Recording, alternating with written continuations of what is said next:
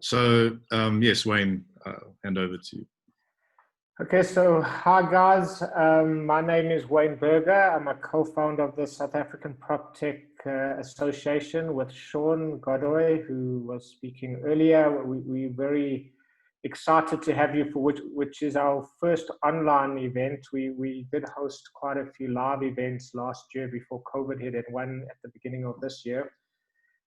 So generally when we start our events, we like to just introduce what the SA Proptech Association, is all about. And ultimately we're a non-profit organization that wants to connect both the PropTech or the technologists with the real estate industry. We found that there's a lot of PropTechs that are looking for adoption and don't know how to break into the real estate industry. And on the other side, we found that a lot of our real estate community members or real estate industry players, they were struggling with technology one way or another. So what we're doing is we're facilitating the conversation. We have a lot of interesting things planned where we really can see both the networking and later adoption happening amongst the PropTech community. And what I'd just like to do is just introduce you very quickly to our team. So in the South African PropTech Association team, we've got an advisory team. There's myself, as I mentioned, Sean Godoy, Kevin Teruvengedam, Sarah Golding, Michael Clampett, and Jonathan Yach. And we are, like I say, our objective is to introduce the different players in the community to each other. And if you feel you are able to assist us, please reach out to us at info@saproptech.co.za, and we would gladly like to talk to you. And otherwise, if you want to get all our communication, please go to www.saproptech.co.za and register with us, and all communication you will receive. Just to give an idea of what will be happening next, today Sean is going to take you through the program, but first we are going to have a PropTech pitch for 5 minutes, then a 5-minute Q&A session, and then we are going to have a panel discussion. So without further ado, let me introduce my co-founder, Sean Godoy. Thanks a lot, Wayne. Great to be here. And like you said, great to have our first online event. So a big welcome to all our viewers and our fantastic panelists. And yes, also like Wayne said, just a shout out to our advisors who've joined recently. It's been Wayne and Kevin driving SA Proptech and Proptech Africa for about the last 2 years or so. So obviously capacity is limited, we're all volunteers. So it's been great to have Jonathan Yach, Sarah Golding, Michael Clampett join us, and also new advisors joining soon are Patrick Katabua from Cushman Brole. I normally get that wrong because of all the shifting last year with international partners, but I believe it's Cushman Wakefield Brole. And then also Roland Igmanova from PropTech Nigeria, who's joining the PropTech Africa Association as an advisor. So it's really great. We're really happy to have a diverse group of people from experience and also geographies. So that's great. So yes, welcome obviously to our webinar. Today the topic is innovation in retail property and the wider retail industry, looking at things like repurposing, last mile, and retail tech. So we've got a fantastic panel that have really, really great insight from different perspectives. Lots of interesting experience in SA and also abroad, from retailers' perspective to advisor, asset managers. So it's really, really quite cool.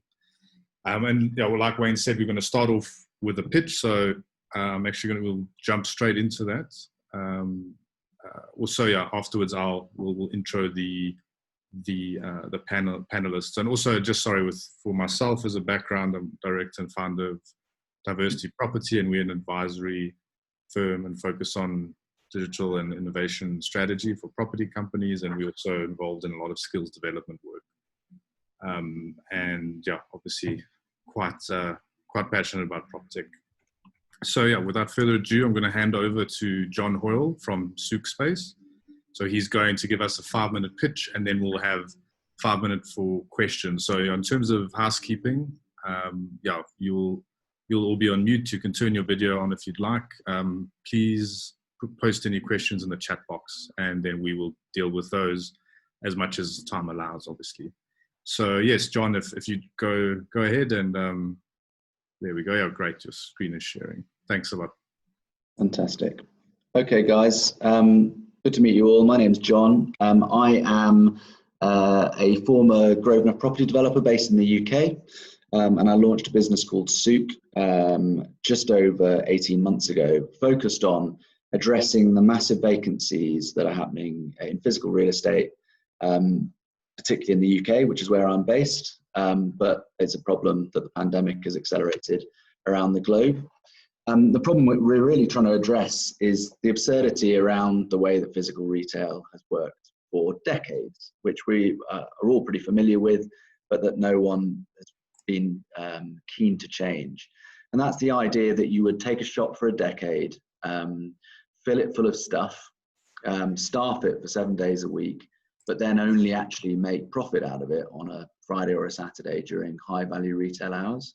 We wanted to look at that and maximize the utility of spaces by selling retail space by the hour and allowing multiple occupiers to be in retail spaces over the course of a day, making sure that spaces are activated throughout the week, but importantly that they're accessible to everyone, not just the wealthiest brands who can survive in the high fixed cost environment of traditional retail, but also to communities, to startups, to artists, photographers who might want to target hours and for a few £100 rather than hundreds of thousands of pounds be able to use physical space in a brilliant way to showcase their product or service.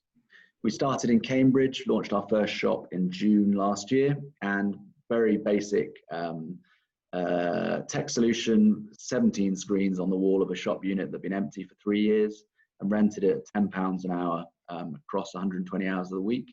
We had an extraordinary response. We're at 65% occupancy immediately for the 6 weeks that we ran this. This is an asset that hadn't generated any money for over 3 years and was a rate, which is a sort of UK tax liability for the landlord for that period. Transport for London got very excited about this and awarded us their Connected Retail Award. And then Legal & General, who are a big pension fund, gave us a second site to do version 2 in a shopping centre in Cambridge, which is where I'm currently sitting in this unit out the back. It operates a bit like a theatre set. So you've got a 4.7 by 2.6 metre hero wall. And behind that is a big storage area where you can keep stock, furniture. You, through our website, can drop whatever content you want onto the screens, change the light settings, order furniture, and create a bespoke experience for yourself and to showcase whatever it is that you want. And this again had a massive response from all sorts of community users, over 70% occupancy. And we, before the pandemic really hit, managed to grab the attention of Amazon. We're now their pop-up space expert for their small business academy, supporting 200,000 SMEs across the UK, delivering 3 requirements for Nike, serving Unilever, Depop, Visa and eBay.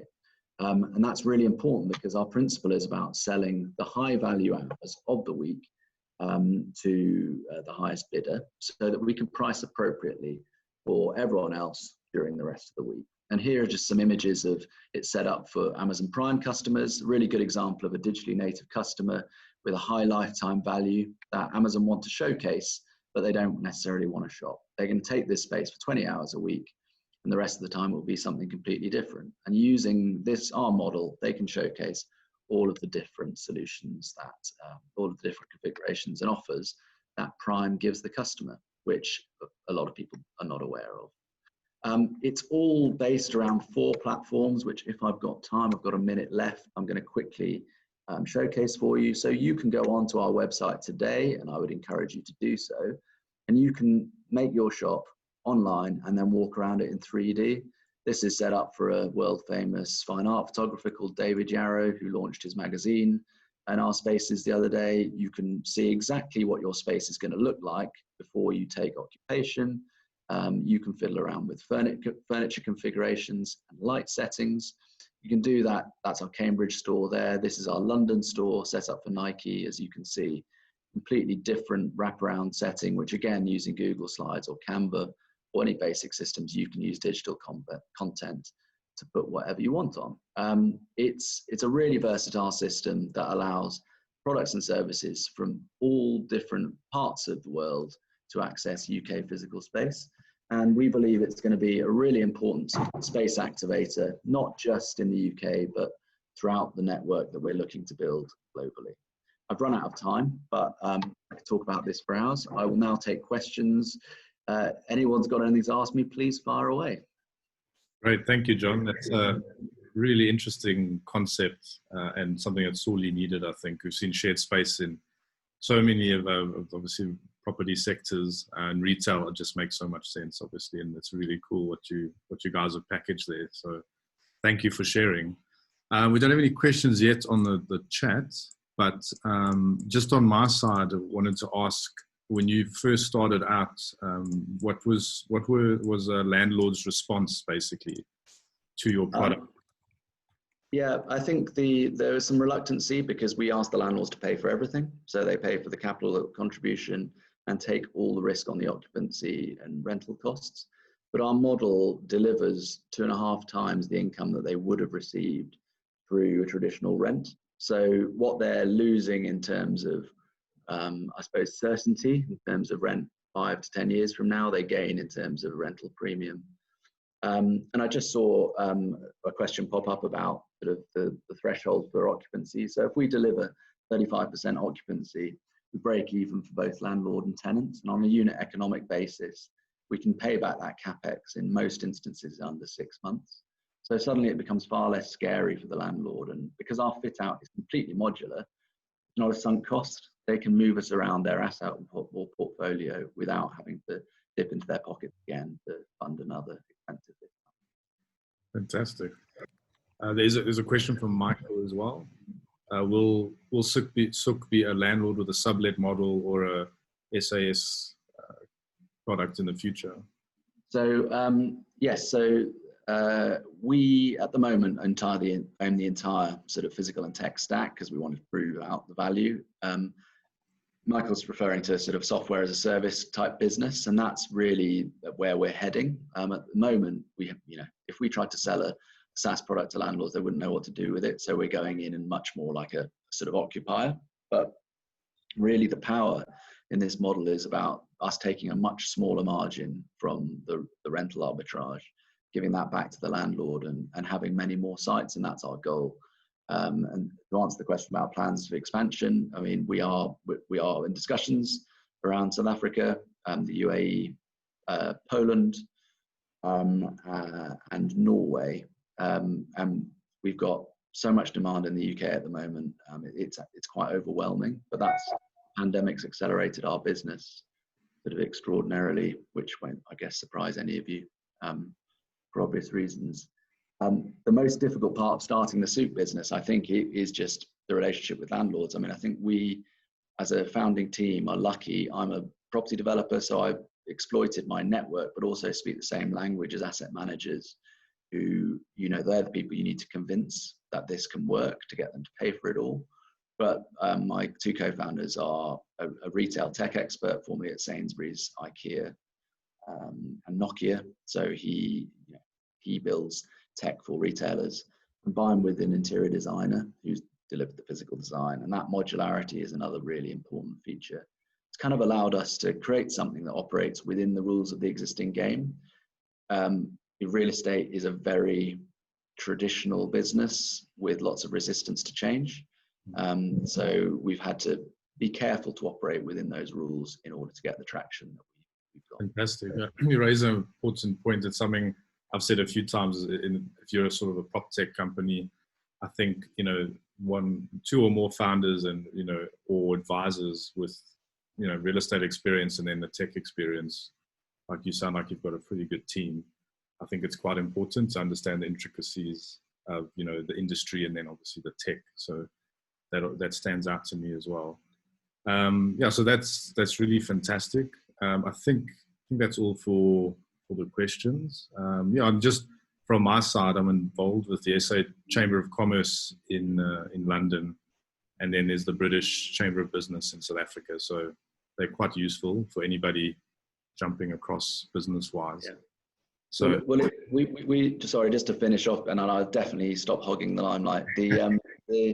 We found that, and we're keen to build our relationship with South African brands, because of course, for South African brands at the moment, with the rand where it is, to be able to sell in pounds is appealing, and we can facilitate that, which is is brilliant. And we have got, putting South African brands on Oxford Street right now is really exciting. We want to sell a product or service from every country in the world, and so we'd love you guys to help us.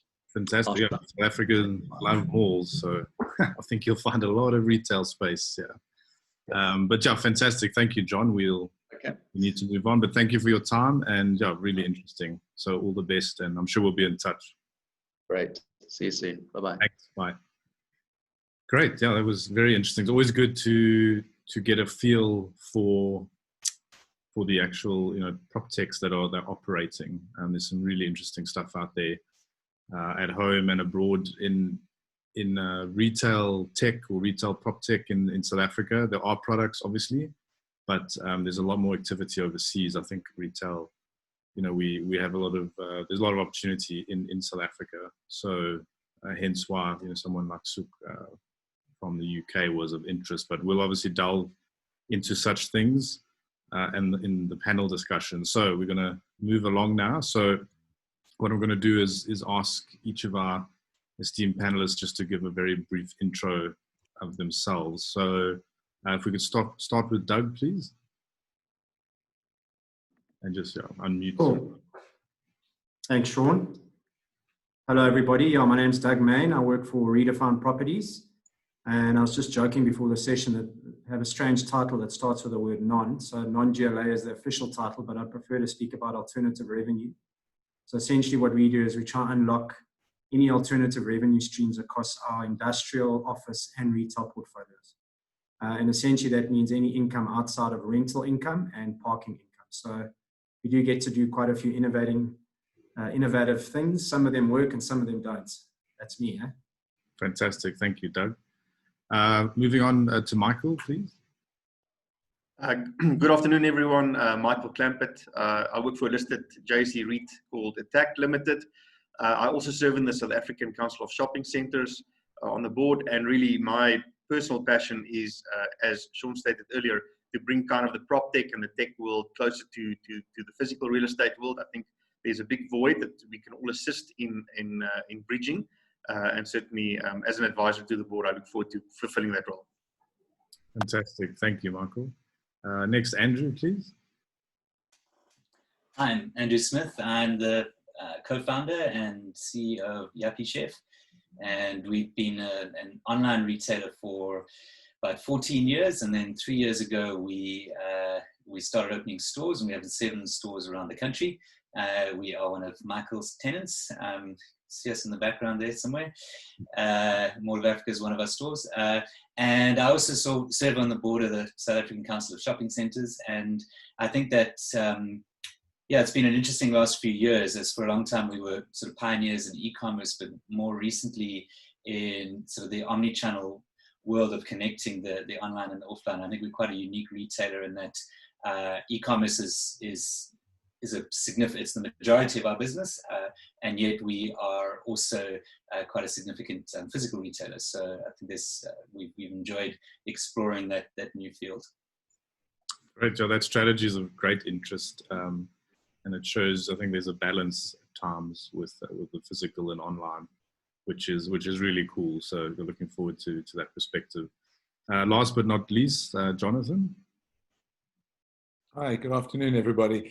I want to advance the interests of deep data analytics in respect to retail and real estate property. I've got a real concern that not enough is being done in this field, particularly in complex markets.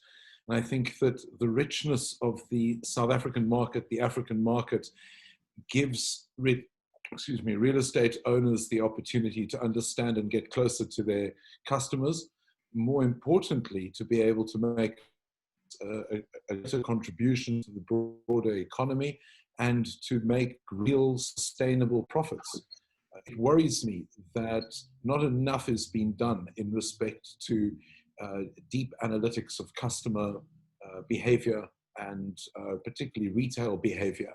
And I suspect through the SA Proptech Association and the African Proptech Association, a great deal more can be done in this area. Fantastic. Thank you, Jonathan. So yes, really great to have you all here, and I'm sure we'll have an exciting discussion. So to jump straight in, Doug, starting with you, my first question is, where is innovation taking place in retail? And that's from shops, retailers to malls, online versus physical space. Just where do you see things happening currently that are of interest? Yeah, I think to start with answering your question, I think it's almost fitting in terms of the pitch that you organized this morning, because I think our biggest challenge right now is filling vacant space. And that's really been accelerated, obviously, by COVID and the pandemic. And I think that leads into very unique innovation opportunities in terms of landlords adopting a slightly different view and focusing more on the short term. And I think that's really where there's huge opportunities for innovation, and certainly for us, where we're trying to focus a lot of our time and energy. So yeah, just possibly a few examples that I've come across quite recently that talk to exactly that is, I'm aware of an example that I came across at Old Mutual about to pilot in ex-vacant Edgar space at Cavendish Square, where they're putting 240 individual fashion brands into a space with full e-commerce functionality for all of them.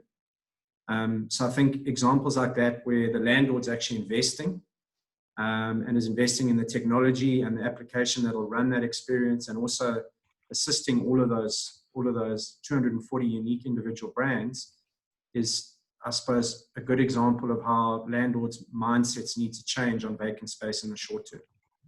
And then just a couple of other quick examples. What we've noticed recently as well is we've been approached by a number of very unique online offerings that are focusing very much on short-term space, and are actually pitching that as their offering through web-based solutions. An example is Space Match, which is a new concept that's recently being developed and approached us. And another one is Polygon Prop, which are also focusing very much on vacant space, and even using Google to allow you to actually go inside malls much like you would do on Google Earth, etc. And we've seen a lot of that recently. Yeah, so just a couple of examples from my side. I think there's huge innovation opportunities in filling short-term space and driving income, and obviously enjoying that income in the short term as opposed to medium and long term. Fantastic. Thanks, Doug. It's really interesting to hear. Obviously, with the retail landlords, it's about dealing with this vacant space, and I think a lot of times finding new ways to derive income. So it's really good to hear of that innovation and the types of companies, like innovative companies, that are approaching you with these space solutions, because that's why these conversations are important, to see what's actually happening on the ground, and we can learn more. So thank you. And sticking with the landlord side, Michael, if you'd like to jump in and see, explain where you see the innovation taking place. Yeah, certainly if we move away maybe from the leasing of space, which I think certainly is very topical and going to remain topical for the next few months. I think in South Africa, a good local example is the proliferation of ticketless parking, whether it's through companies like Admit and Kaching building their own databases, or whether it's hardware providers, that actually release their own applications, which sometimes, might be the wrong way around because this hardware company trying to be a software solution. But certainly, I mean, in that instance, we see a lot of property-related services adopting technology to make certain things easier within the physical environment. Sorry, fantastic. Thanks a lot. Parking, some interesting things happening, and there's also ParkUp, which is almost like a platform for parking, etc. So parking is it's an interesting one, and it's a good income generator. A lot of the times it might be better to build a parking garage in the middle of a city than a fancy this building. Maybe I can just add to that previous comment, if you'll allow me, Sean. I think what's also important potentially for technology companies when they think about, retail landlords or office landlords is, let me maybe not be careful, Doug, in front of a fellow landlord about what I say, but I don't think landlords have always kept their end customer in mind, and certainly technology companies can play a massive role in creating better customer experiences that landlords could adopt. And once again, I think the ticketless parking is a good example. It's not something that was developed by a landlord, but certainly, it can be adopted by landlords or all landlords very quickly at scale, and it provides a better customer experience, than putting a ticket and queuing at a pay station. So I think that's definitely a role technology can play in future. Yeah, customer experience, it has a lot to do. I mean, we use Admit. It was registered on one of our cars, and then it seemed to stop working for a while. So I think they had issues. But then yesterday I drove into Greenstone Mall, and the boom just lifted, and it gave me a shock. But then I remembered, it must be working again. But there's customer experience is a big thing. And I know Jonathan has some very interesting comments on that.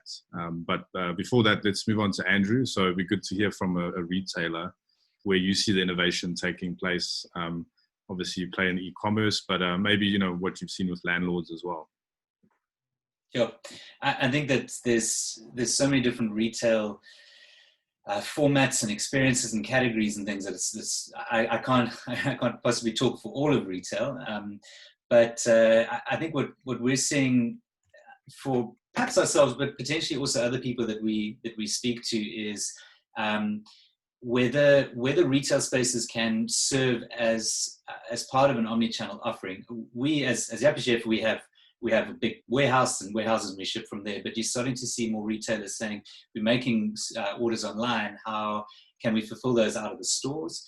But it's interesting from how does that actually work, and allowing couriers access to stores and picking up. Some of the malls are not very conducive to that, and there's quite serious restrictions on when people can deliver or pick up, and I think where you're seeing some interesting innovation in the delivery market is more the kind of point-to-point delivery. So not your traditional courier who picks up from a central distribution and drops off at the customer normally a day or 2 or 3 later, but more almost like the kind of Mr. D model for food, but happening more for retail deliveries. And so I think that malls are going to have to consider how they make that possible. One interesting example, well, not exactly that example, but something that is happening at the Vienna waterfront is Pargo has a click and collect drive-through station outside of the waterfront. So if a customer purchases from a retailer, probably online or over the phone or something like that, then the retailer takes it to this Pargo drive-through, and then the customer can go there and do a click and collect, but without having to go all the way into the mall. So in that case, the shopping center is sort of fulfilling this interesting place where it has the retailers, and the retailers have the stock, and they are generally accessible by customers, but not in a traditional sense of how a customer would arrive and transact and leave with the item. So, I think in South Africa at the moment, e-commerce is a tiny 1 or 2%, but when you look at international markets, and I think particularly as landlords and retailers start trying to grapple with the kind of new technology that's happening, I think we've got to think about how physical retailers can fit into the entire retail chain, and not necessarily compete with online, and not necessarily even see themselves as being separate from online, but how the two can be integrated together. Fantastic, thanks. Really interesting to hear how retailers are changing, and there's so many options for consumers, which is really good. And across the market, it's quite interesting. It'll be interesting to see as well, opportunities maybe for at the lower income end, and how things could operate there. I know our retailers are really diverse. I'm sure there's some interesting stuff taking place. And just as an aside, I ordered a grater 3 weeks ago from Yappy Chef, and it hasn't arrived yet. So I'm joking. Don't trust that e-commerce thing is rubbish. Don't trust that. Rather go to a store. Thanks. I had to throw that in there. We do actually use a Yappy Chef, so it's always good. But Jonathan, your insights, please. I'm particularly worried about 2 things. The first is the average property owner in South Africa able to deal with activity that has been thrown at us through this black swan event, this coronavirus time? Would property owners have been able to cope before coronavirus? Clearly they weren't. So what has fundamentally changed for them? What has fundamentally changed for them is in actual fact that technology and consumers have changed the way that they deal with the built environment. And the big problem is that the property owners haven't stepped up yet. We're seeing this internationally. We're seeing this. This is the boom time for apps. This is the boom time for creative retail. And this is the boom time for people with a very interesting edge from a technological perspective to bring it into the built environment. It's the time for repurposing all these big gargantuan buildings that were once built for shopping centers and now have to suffer vacancies and reuse. And the property owners in South Africa are no different to any other around the world. They just don't have the skills, they don't have the ability, and some willingness to actually read their buildings. And I'm hearing through the experts that have been speaking before me, the agitation and the frustration that really we as consumers need to feel. If the built environment is not changing fast enough to suit us, then what are we going to do? We're just going to move online. But that's not the human condition. For those of us who've been involved in real estate, particularly retail real estate, we'll know that the human condition is represented by both seeing others and being seen. And the big problem in South Africa, particularly during the coronavirus time, is I've actually seen very little real estate solution being brought to bear. It's all very nice to talk about touchless this and that and touchless that, but the reality is that if you add up the number of retailers that exist in South Africa for the shopping center to adopt, it's no more than 350, 400. And of those 350 or 400 common retailers across South Africa, Yuppiechef being included, how many of them are owned by the vast, big conglomerates like Woolworths and Truworths and Checkers and the like? And when you identify just how crass property owners and retailers have been to their consumers in this country with in stifling creativity, I think that we have a very real problem. And I would argue viva online sales, because I think that from a consumer point of view, we've been stultified. And I think that's a very upsetting and a very upsetting situation to find ourselves in. I think that the problem lies with the word landlord. I think that the word landlord is not the appropriate word to describe the real estate industry owners of property. We should be called property owners or owners of property or office owners. Landlord suggests something different and a little bit more iniquitous and maybe a little bit nefarious. I am very concerned that when we talk about ourselves, property owners talk about themselves as being landlords, they are cutting themselves off from creativity and they're cutting themselves off from engaging with tenants. And during this Black Swan event, isn't that what is mostly needed? Is in fact engagement with tenants. It's actually, for me, paradoxical to think that here we are talking about, in a hardcore environment with PropTech, we're talking about the touch and the care that is needed with respect to consumers and to retailers. Oopsie. Thanks a lot, Jonathan. Some very honest opinions there, and very welcome. Obviously, it's good to get some real discussion going, and cut through things. I know your experience, in SA, Kenya, and India offers some great insights. So lots to think about. And yes, a lot of property industries and ours, there is perhaps a lot of work to do around innovation, but at times, obviously, there's things can't move as quick as we'd like sometimes, and there's reasons for that. So my next question, which Doug, please, if you could take that, is basically, what is we kind of touched on it previously, what is the activity like in South Africa in terms of general innovation in retail, and then from your perspective, obviously, the landlord or property owner, and then what are the barriers and opportunities for adoption? So this is like a general for innovation, in a retail landlord. What are the barriers and opportunities in general innovation? Also, I think just quickly, I can't resist just making one comment for Jonathan. And I think one of the things that we've realized through this pandemic, and it's not necessarily tech related, is that our relationships with many of our tenants are probably better than ever through arguably the most honest conversations we've ever had to have around both our financial sustainabilities. And for me personally, I don't operate with GLA tenants, but operate with a lot of SMMEs and smaller tenants. And I can honestly say that some of the conversations have been borderline life-changing for both of us, where I'm even embracing a tenant telling me that they're going to be shutting down kiosks because they're going online. So I just thought I'd mention that just as a comment. I think there are a lot of conversations that are going on right now that actually probably wouldn't have happened before, and are quite welcome from both sides to say, how can we help each other? So that's just my 5 cents on that comment, because I wanted to just mention that. In terms of barriers, I think it's relatively straightforward. And again, I'm not an asset manager, but I'm fortunate enough to deal with them on a regular basis, because everything we do requires capital. And I think in terms of barriers right now, that is essentially a major challenge. And ROI is an overused term, but that's constantly what gets thrown back at anyone looking to do anything, is if there is any capital available, what kind of security or guarantee can you get? What are the yields looking like? Is it the right time to invest? Isn't it? So those are certainly the conversations that are going on right now. And then we've spoken about a lot of the other elements. I mean, online, definitely we've seen major shifts from a lot of our tenants.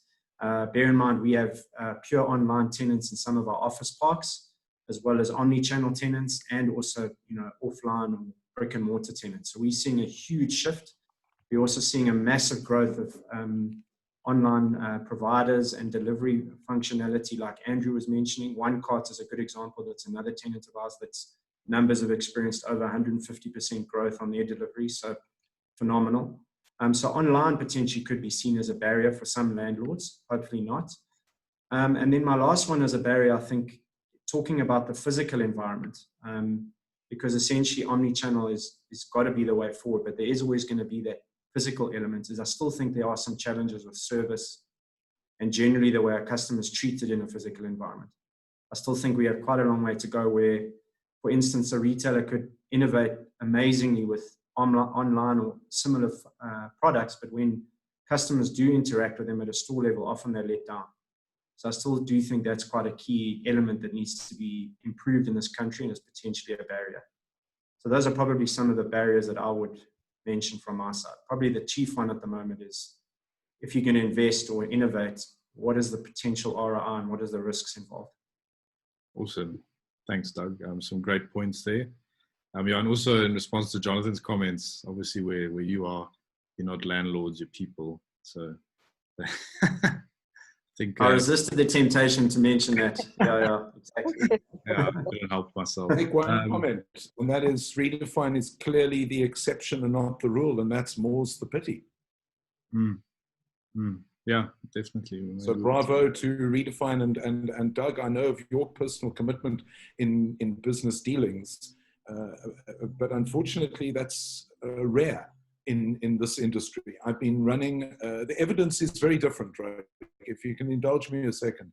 I've been helping 2 analysts in respect to understanding why particular REIT valuations have fallen so substantially. And what we're finding is, again, evidence-based, is that it's, as you say, Doug, poor service, lack of engagement, incapacity to engage, and an inability to create or be creative in deal making. Yeah, obviously, again, a lot of places we could be more flexible. Thanks, Jonathan. Michael, if you'd like to add some comments there. Yeah, if we refer specifically to the question and potential barriers, I mean, there's a really smart professor at Harvard Business School. His name's Clayton Christensen, and he coined a phrase or a term, the innovator's dilemma. And then the basic premise of the innovator's dilemma is, if you're a powerful incumbent company, you've got pretty much a set business strategy, and all your efforts are focused in executing on that business strategy. So incentive to innovate. There's not incentive to change, and certainly, even if you try to innovate within, there's an incentive for the powerful within that company to squash whatever can disrupt, the business unit that today is generating all the cash. So I think from an industry point of view, let's not expect the big REITs in South Africa. Let's not expect the big retailers in South Africa to do the innovation for us, and we have to understand, how do we create, proper engagement and platforms for those that do have the capacity to innovate, to engage with these big corporates and ensure that they gain scale in another way. So certainly I think it's more kind of a structural issue than it is, a company not being willing to or not wanting to. I think it's something that's actually very pervasive all over the world. Thanks, Michael. Very interesting comments there. Andrew, then on to you, and obviously your perspective, perhaps the barriers, opportunities from being an online retailer, but then also perhaps on your experience of going physical. What your experience was basically in that. Well, I was literally going to quote Michael and Clayton Christensen and Innovator's Dilemma, but Michael stole my thunder, and I have to think of a different answer. But yeah, I think it's so true, and I mean the fact that we exist as a company, as Yappy Chef, is really because in 2006, Shane and I were sitting in my lounge, and we couldn't afford to open a physical retailer. Like we didn't have the money to go and kit out a store, and no one would have given us a lease. And so we were kind of forced into e-commerce as the only option. At the same time, obviously the South African retailers, they have way more capacity than we did to start selling online, but they didn't, because for them, certainly in 2006, in the boom time of retail in South Africa, like, let's just open a store in another mall. Why would we invest in something new when there's such an obvious growth path for us? I remember talking to one of South Africa's biggest retailers, and he said, if at the time, this was maybe 10 years ago, but he said at the time, if every single cent of e-commerce in South Africa was added to our top line this year, it would be less than us opening one new big store. And so when they sat around the boardroom table and said, let's take a risk on technology or innovation. This is from the retailer's point of view, but I'm sure very similar things are true from the property owner's point of view. It's just there's never a reason to do that. So a lot of innovation is going to come from the non-incumbents, from the little guys, and that's where opportunity comes from. Why is Tesla the leading electric car manufacturer? You would surely have thought that Toyota or VW or BMW or any of those would have had the capability, but for them, disrupting their own business model through with electric cars was they were 10 years too late. So that being said, what was our experience in heading into stores? I think that it was really difficult for us, and a lot of what I hear from a property owner point of view is that we need to.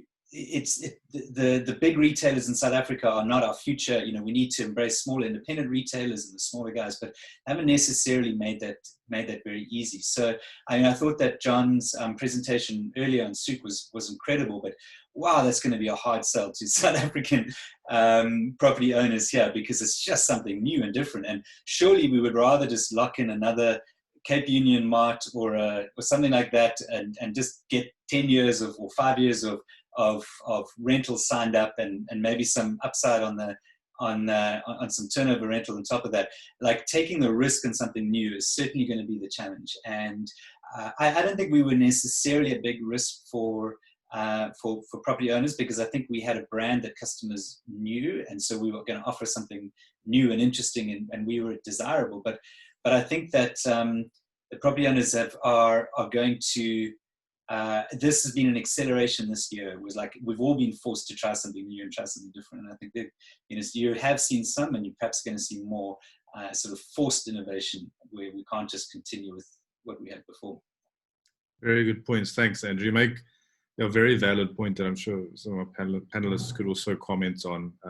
You know, the old way of letting retail space, you know, chasing the same national retailers for long leases. Obviously, that is changing and it needs to change. Like John's presentation was amazing. I mean, those vacancies in the UK, you know, everywhere from the malls to like Oxford Street and Regent Street, you know, top retail. So you've got to think, you've got to find different ways to accommodate your retailers. And it's the same as, you know, office sharing or warehouse sharing. You know, you're attracting your customer, which is the tenant, in different ways. And like you said, for you guys, I mean, it's a big cost to go into a physical store. There's lots of benefits. It's great to, you know, you can see and touch, and it's PR. Sometimes people maybe don't spend there, but it's a great, for retail, it's a great asset to have a physical presence in store, to manifest your brand. But like you said, if these malls want to attract people, I think they need to do it in a different way and give them options, you know, cut those costs, because you might give them a pop-up store where they, you know, they give you sort of basic setup and TR, but perhaps, you know, after that you sign for 2 years and take your own shop. So, you know, you need to help these guys progress, I think. Yeah, moving on, Jonathan, great to have your insights here. I think Andrew has hit a chord with me. It takes my mind back nearly 25 years ago when we were redeveloping Cavendish Square.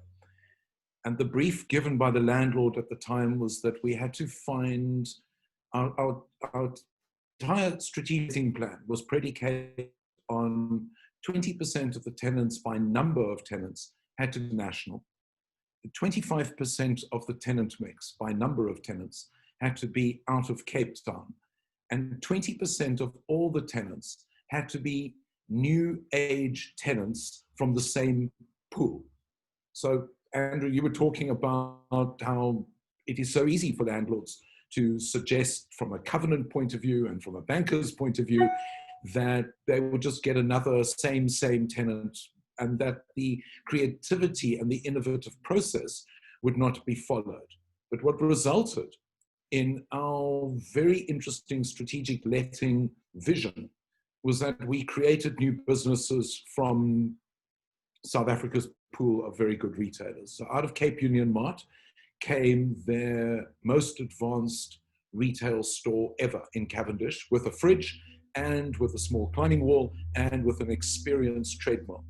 And from Mr. Price came first ever Mr. Price in a shopping center store, where the cap was orientated around their logo and their service standard was raised quite substantially. And it was the first Young Designers Emporium store in Southern Africa. And it was the third largest True Words Emporium. And the list continues, because when we were given the freedom to find new retail experience, we discovered that behind every retailer was a passion for business and a passion to engage with customers. One hopes that that will continue, and one hopes that, Andrew, the people who own your shopping centers understand the pain that you have to go through in order to convert customers into passers-by into customers, and that you're able to make money from your innovation and from your creativity. Fantastic, thanks, Jonathan. Again, yeah, some really insightful comments there. So yeah, thanks. I really enjoyed that question. Actually, thank you all. Moving on, obviously linked to what we've been talking about, and we have touched on other countries, but just wanted to ask if you have any comments on lessons we could learn from other markets, and do you have any specific examples? Obviously, you know, Souk we saw, and that's one of them, but I don't know if there's any lessons and perhaps examples. Doug, if you want to jump in there. Yeah, there's one I'd like to share. I think just, you know, I suppose in a way related to tech, but also very experiential. Well-known US property owner called Simon Group have recently acquired a significant stake in an esports franchise. They spent, I think it was about $5 million US, and are now a majority owner in that space. and they're going to be creating esports venues in a lot of their shopping malls, and also using that platform to do a lot of activations around esports and similar, similar types of solutions. So obviously, that was a pre-COVID transaction because there may be some challenges on esports activations, but I think just from an innovation point of view, a good example of a overseas landlord that's thinking, very laterally in terms of the phenomenal growth of something like esports and how they can then bring that into a mall environment and capitalize on that segment of the market. So I quite enjoyed that as a really good case study recently. And then, just one other one that's not specific in terms of landlords and stuff, and I suppose slightly more on the humorous side, but a trend I noticed in the US is something called a rage room. So it's just something that I think is potentially quite fun, and something we're looking at actually right now is where you can literally rent time in a retail space, and you book it by the hour. They give you a baseball bat, you put on some protective clothing, you go into a room and smash a few laptops if you're feeling a bit angry, or maybe you didn't have a good day, or maybe there's some road rage. So we're looking at all those types of innovative concepts. So just to mention that one as well. I have a feeling, thanks a lot, Doug. I have a feeling that concept would be uber successful in Joburg, maybe not so much in Cape Town. I noticed a drive on the road the other day that stopped on the N1 and was fighting with somebody, and I just thought that guy needs a rage room. Absolutely. Fun and games, eh? Just to draw on the obvious Cape Town Joburg stereotypes there. But yes, that's interesting. Why not? And esports is cool. I don't know if it's still there. Caesar's Palace in Kempton Park, from my side of the city, in East Rand and Joburg, they had an esports center. And it's also, it's really interesting. You've got to play to, what are people doing for leisure? Online gaming is huge. Why not make the space, and you can make it really cool actually. And then people can have a more social element, face-to-face social element. So thanks for that. Michael, if you want to jump in now. Sean, it seems like all the panelists are very much aligned today. So Doug, thanks for introing Simon Property Group. So I'm also kind of a Simon junkie. I love following what they're doing in the States and other jurisdictions. And I really also think that in terms of attitude, they've got the right attitude to sort of fail, test things, and make sure that they push the boundaries. And I think two examples that I can add to Doug's is, they recently signed a partnership with a micro-fulfillment company called Fillogic, and it's really incredible. So they're aiming to roll out Fillogic and their technology to about 500 sites. And certainly that's also like Andrew mentioned earlier, maybe the Pago example at the V&A. That's Simon Property Group playing a proactive part in trying to understand how they can facilitate micro-fulfillment at scale in future as a mall, and not leave it up to the retailers to fend for themselves and try and create their own solutions. Playing an active part in that whole delivery supply chain. So I find that interesting, and then obviously I think most of us are aware of the joint offer between Simon and Amazon to purchase JCPenney, and I think that move strategically was also potentially to utilize current big box spaces in their malls, but give Amazon a footprint that's not sort of warehouse based, that gave them another opportunity to run a fulfillment model that's different from the big DC warehouses. And certainly I think Simon's a good example of a property company exploring different options when it comes to maybe specifically to the delivery problem that we face. Fantastic, thanks. So that's actually, it's one of the questions which we've kind of discussed it, but those micro fulfillment centers and that last mile delivery, and in the US malls being bought by Amazon for fulfillment centers, suburban fulfillment centers, which is quite interesting. It makes total sense, really, if you have a massive e-commerce market. And then also I read something on LinkedIn. There's a property fund or developer in the UK that is purely buying spaces and buildings for that micro logistics fulfillment centers. So it's a trend, obviously, that's growing. And property funds, I think, for alternatives like storage has done quite well. And what was the other one I was going to say? Oh, medical healthcare property, something that we haven't really done in South Africa, but it's starting. But micro fulfillment centers, warehouse logistics is another one. I think that is quite interesting. Andrew, I know you've answered this question in parts in some of your previous points, but I don't know if you'd want to add anything additional to overseas companies you've seen. Yeah, well, I mean, maybe sort of more overseas trends. The thing which everyone was talking about was retail becoming more experiential, and it's interesting how this year in COVID, we speak about how much things have been accelerated, but it's an example of something which is what's the opposite of decelerated, hit backwards. You see that in the foot traffic being massively down, and no one's just walking around a mall just to sort of browse at them. Well, not nobody, but the numbers are way down in terms of browsing, and so you had stores that were building.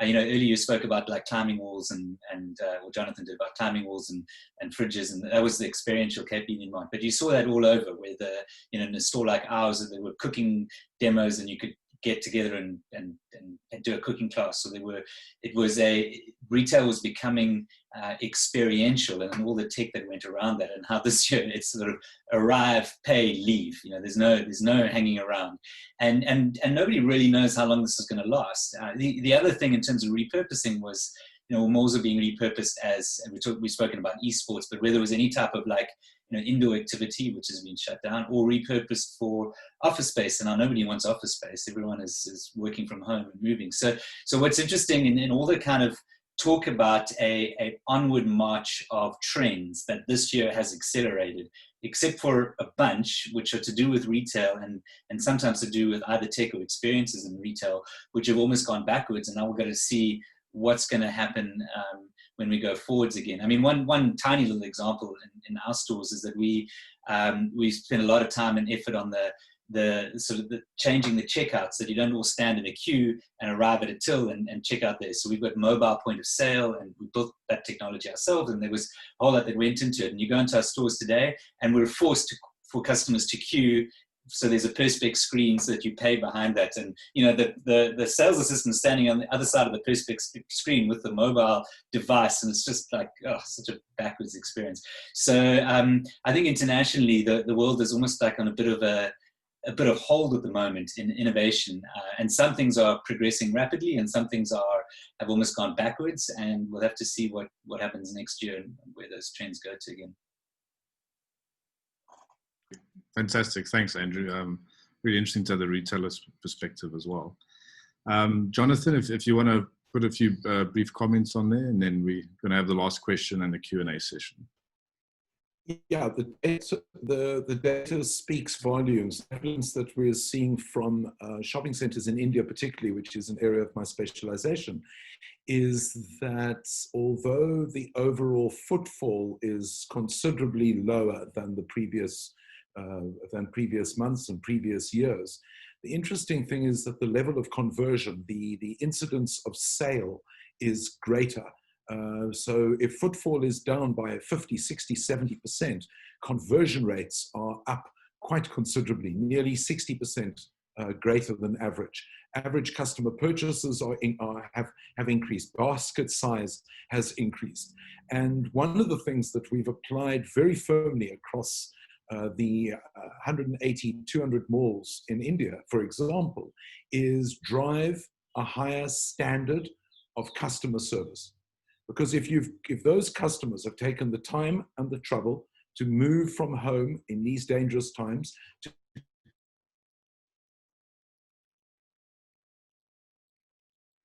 I think Jonathan just frozen there. Just give it a sec. The mountain must be getting in the way of his signal. So if you're going to search people, welcome them and say Jonathan, thank you very much for coming in. Sorry, Jonathan, you cut out for a few seconds. I don't know if you want to repeat your last few sentences. I was saying, drive spectacular customer service, because it's the customer service that engages the customer to the retailer. It drives a higher conversion, it drives a higher sales, and it sticks in people's minds that the brand is true to them. And as a result, when we are through this thing, then at least when normalcy, of some kind of normalcy returns, customers will remember where they got good customer service. Fantastic. Excellent point, Jonathan. I think that's something we should all never forget in terms of the retail game on all sides of the spectrum to keep the customers happy. So great. Yeah, thanks, guys. Really great points and insights again. Just so this is the last question before we move on to Q&A. Yeah, just on that, everyone who's attending live, we can give you a bit of airtime if you'd like to make a point or perhaps ask a question in real time. So please just say so in the chat if you'd like to do that, because I know we have a really interesting selection of attendees. So yeah, it would be great if anyone wants to jump in. So yeah, last one is something a bit more technical. Jonathan, you've spoken about data, so I might actually you can start and take this question. Poppy and retail tech or retail innovation. What do you think we should know and consider? Because obviously data protection is crucial these days in our digital world. I'm sure that everybody on the panel and most real estate practitioners have studied the Poppy Act. It's very substantially in line with similar acts in Australia, Europe, and America. And it strives to protect the level of confidence that customers have with that they engage with, that certain information is not shared without their consent. And that will affect all sorts of transactions within a shopping center. But it doesn't stop us from being innovative. And it doesn't stop us from engaging in as much data capture as possible. Because when you think about it, Google knows probably more about us than anybody. And just because we now have to adhere to a particular legal standard doesn't mean to say that we can't engage with customers more personally and more directly to get more information about them. I mean, wouldn't it be nice to know how long an average customer takes to get from home to a shopping center? How long it takes for them to get into the shopping center and spend their time in the shopping center, the dwell time, and to get out the center and to go again? Wouldn't it be nice for us to know that there are certain hotspots within a shopping center that will drive higher rentals, that are desirous of higher rentals, optimizing the design of the shopping center? All of this means that we should all just read that Poppy Act a little bit more carefully. I've been in the company of people who feel that the Poppy Act is the biggest blanket for creativity. I take a converse view. I feel that actually it's a stimulant for creativity because it leaves on the table all the things not covered by the Poppy Act, which is quite substantial. Fantastic. Thank you, Jonathan. Your data is crucial, in every industry, every property sector. And I think it's, in my view, I think it's, you've actually said it in terms of retail, retail property, etc.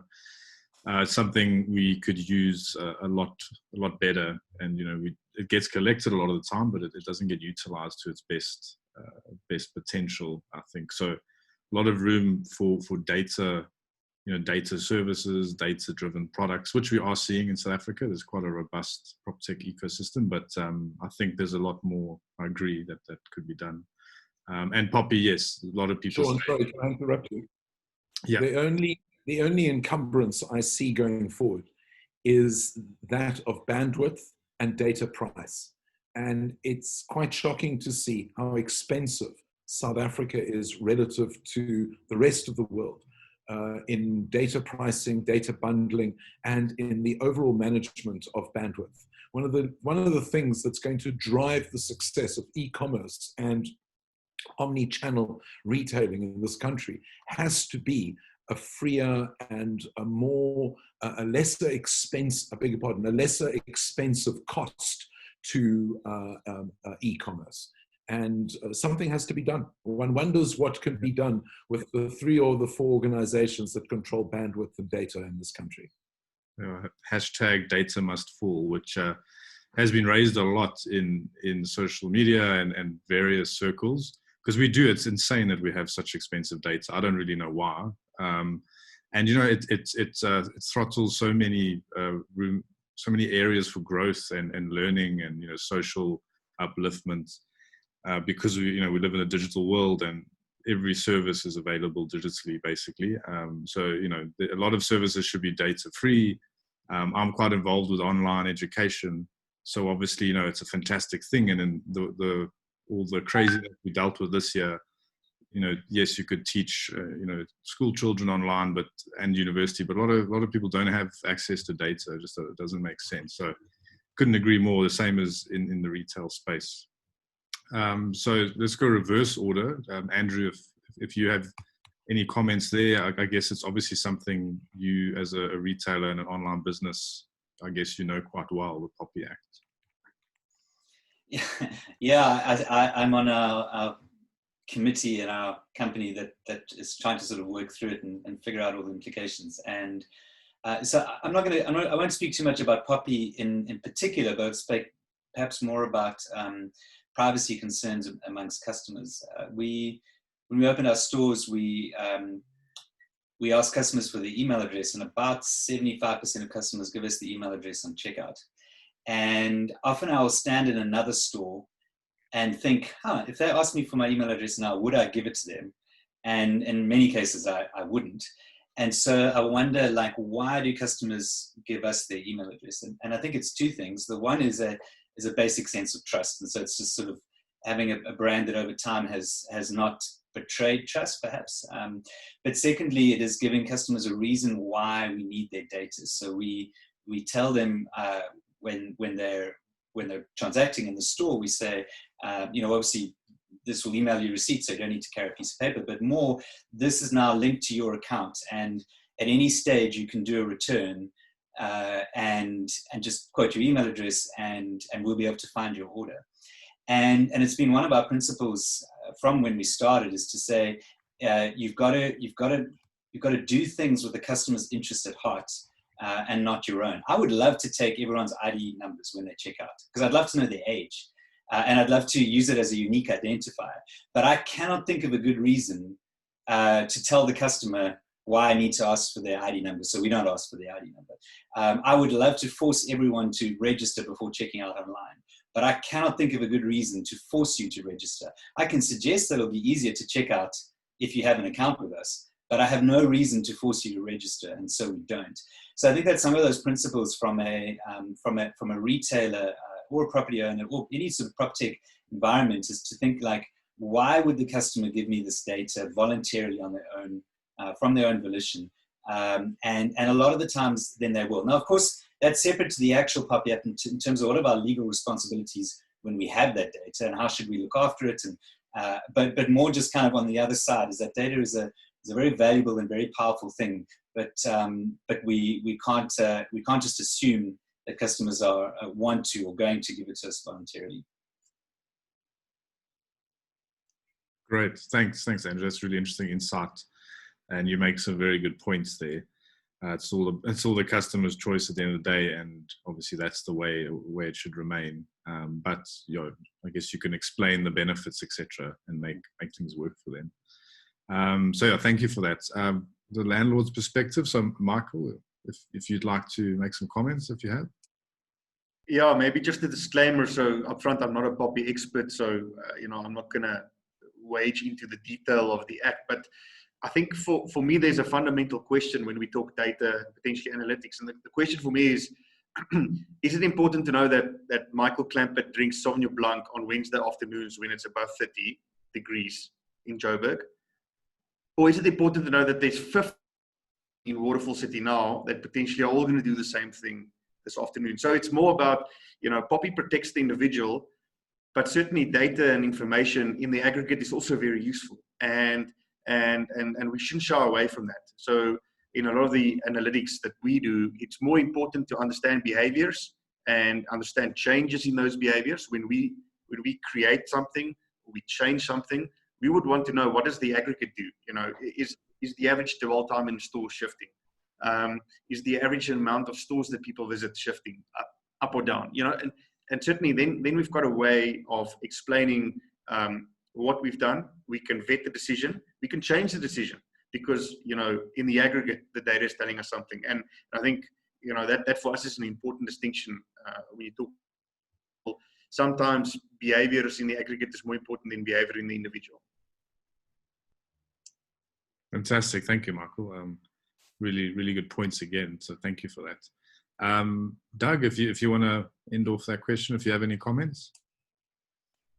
Yeah, I think my comment leads on from some of the comments Michael and the rest of the team have made. I think one of the challenges I notice in our space is that we have actually quite a lot of data from multiple sources, that are helping us to a degree understand consumer behavior, trends, performance, and that type of thing. I find that one of the challenges we have is the ability to get insight out of that data, really valuable, life-changing insight. And often, because it's coming from multiple sources, I also see a massive opportunity from a PropTech point of view for solutions that can simplify lives for property owners and delve straight into the insight to enable them to make decisions. I think there's a significant opportunity to bring all those things together. And what I find often is that we get solutions from just one component. So we may, for example, get a team in who are focused on counting or, advanced camera functionalities that can tell you demographics, etc. But there isn't necessarily solutions that bring the whole property world together. And I think that, for me, is where the opportunity lies from a data point of view. Not talking about Poppy, because I think hopefully we've covered off on that one for now. Yeah, maybe if I can just lead on to that, Doug. So, we certainly have the similar experience, and data means nothing if it comes in a report at the end of the week or the end of the month, right? And you might as well use a different word or description, but it's how do we take the data, you use the word insights, but how do we create automated workflows? How do we create executable actions? And certainly I think in that sense, property's got a long way to go, but it's exciting, right? Because that creates opportunity, and it creates opportunity for some people, some companies to step in and create the solutions for us. Fantastic. Thank you. Thank you both. There's obviously as a landlord or property owner, there's a lot of ways you collect data. And like you say, it's about, a lot of times it's more useful real time. And, when you plug in AI to identify trends for you or risks, that's quite cool. From customers to property management, facilities management. It's really exciting. So we haven't had many questions come through, and a few of them have been answered in the chat actually. So just a final call for questions.